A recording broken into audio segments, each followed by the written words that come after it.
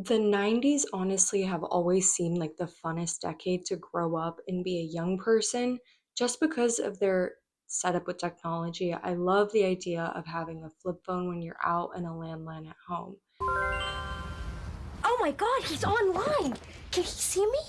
And then I remembered I had free will and I could kind of do this for myself. So that's why I set up a landline, but I used my iPhone to do it.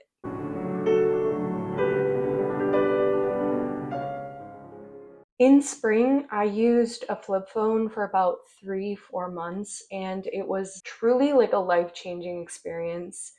I think after doing that, I truly realized that I will never go back to being comfortable with having the relationship with my iPhone that I had before then, when my screen time was around 4 hours and I would spend endless time between activities in my day, just kind of literally rotting my brain and essentially giving my time to these billionaires running these huge companies.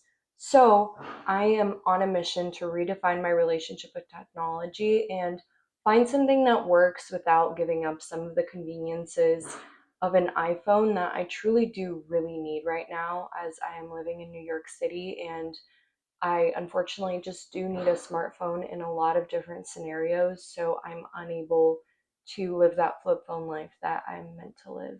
If you guys are new here, welcome or welcome back to my channel. My name's Sonia. I talk about a lot of different things, but one of my main focuses right now is really figuring out what works for me in my own life and my relationship with technology. As both a student, a person with a lot of hobbies, and someone who kind of does want to know the culture and be connected to people in my life, I really just don't want to give my time and my soul and my creative energy to these like massive corporations that just like farm you for your attention in order to like profit off of both your data and your time. I had, as I've mentioned before, flip phone in spring, and that was so freeing. It felt like a cognitive reset. I was reading more and I was incredibly productive. The number one thing that I'm trying to recreate from that whole experience is how long my days felt.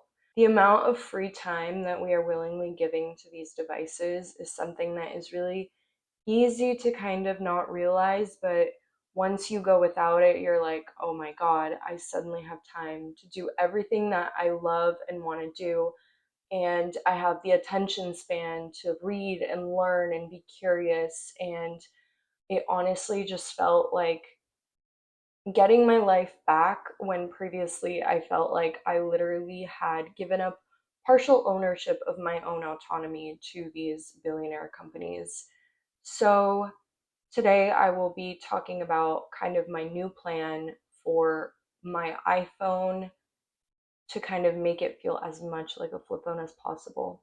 So, first of all, Screen Zen, which I've talked about on this channel before, it's an app that basically blocks the apps on your phone so you can really time it and really customize the app to kind of fit your own goals for your use. I have a lot of apps blocked. I also have a lot of apps deleted.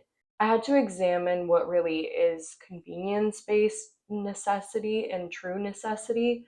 So for me, I deleted a lot of apps that technically I could argue that I need to keep under the guise of convenience, but I would rather be inconvenienced slightly and get my time and my energy back than have to kind of keep them around for that convenience. Or I think a lot of the time, especially when I had my flip phone, people would comment about how, like, what if you have an emergency? Like, I have a phone, like, I can call 911, I can call people in my contacts.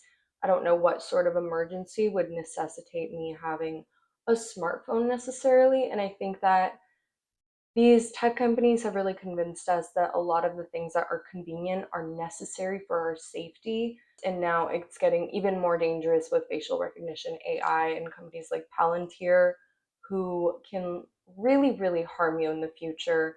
Please inform yourself about Palantir. While the laws to regulate it take a long time to form, a lot of damage is going to be done. So please stay informed, protect your data, protect your own privacy as much as you can. Another thing I will be doing is physically transforming my iPhone into a landline when I'm at home. You can get really creative with this landline setup. I think it would be really cool to make it out of ceramic, almost like some of those wall sconces. I'm not sure what the proper term is, but you can get really creative with this and turn it into kind of a piece of home decor. For my landline, I just used 3 wood planks and wood glue. I glued them together to lead my string through the little gap in the back, and then I let the glue cure for 24 hours. I attached this beaded string with a little flat thing so I could put that under my phone case. And then this is with my phone fully attached securely on my little landline. Isn't she cute?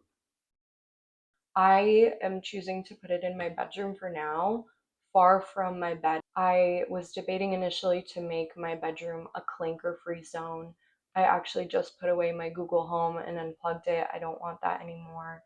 And I was debating whether to only use my computer outside of my bedroom, but since I do sometimes do homework in my room, I feel like that is not realistic for me, but I've been trying to convert my laptop into a work school only and my phone into strictly a tool. And then I have an iPad, which I think will be like my designated device for entertainment. So I can easily put that away because that's really the only thing I'm using it for. Even in my kind of academic setting, which is initially why I bought the iPad, I've actually gone back to taking notes on paper because I find that I learn a lot more if I'm able to focus in class. So I put all my devices away and just take paper notes. So just being there, mentally present, I feel like has really been the most effective way for learning. So if you're a student and you're taking notes on your iPad or computer, make sure that that truly is the best strategy for you. It definitely varies person to person, but I found that it does really disrupt my focus. My goal is to have around an hour of screen time or less, but honestly, I have really played around with this number and I think that I don't really want to set a time limit because I do use my phone as a genuine tool all the time. And feel free to read my article on Substack, which really gets into kind of my opinion and philosophy with technology. But if it's genuinely being used as a tool, I don't really care for how long, but it's that unnecessary usage that is a majority of my usage that I'm looking to cut out. And I do want to utilize this really helpful technology in scenarios where it is genuinely used as a tool. So I'm not necessarily taking like a Luddite approach to this. I do really want and love and use digital technologies, but I think that there need to be limits where the digital technologies start infringing on our individual freedom. Also, in this journey, I think it's important to kind of emphasize what you do want. I want my time, my energy, and attention back, but why? Like, what is my ultimate vision of the thing I do want? So, getting back into reading is a big goal for me. So, I will be bringing a book out with me in scenarios where I would rather scroll because I'm not just going to go from staring at my phone to staring into nothing. That's not a helpful or productive or effective goal, but living a very intentional and focused and present life is what I want. So I will be focusing on adding those just as much as I focus on subtracting the phone usage. 1 week later. It's been 1 week with my landline, and I have really been loving it for some of these reasons. So, first of all, I feel like it has really made me break the compulsive cycle of just checking my phone, having it near me on my desk, having it in my back pocket. I feel like simply not physically having it accessible is key for me to kind of break the cycle of picking it up without even thinking about it. Another thing that was really important for me to emphasize was that near my landline, I can't really comfortably sit or stand. It feels really awkward, and I feel like having that awkwardness really makes it a spot where I just check it and leave it. But if I were to put it near like a comfy chair or somewhere else, that would kind of defeat the purpose. So if you are wondering where you should place your landline, make sure that it's kind of an awkward spot for you to be at.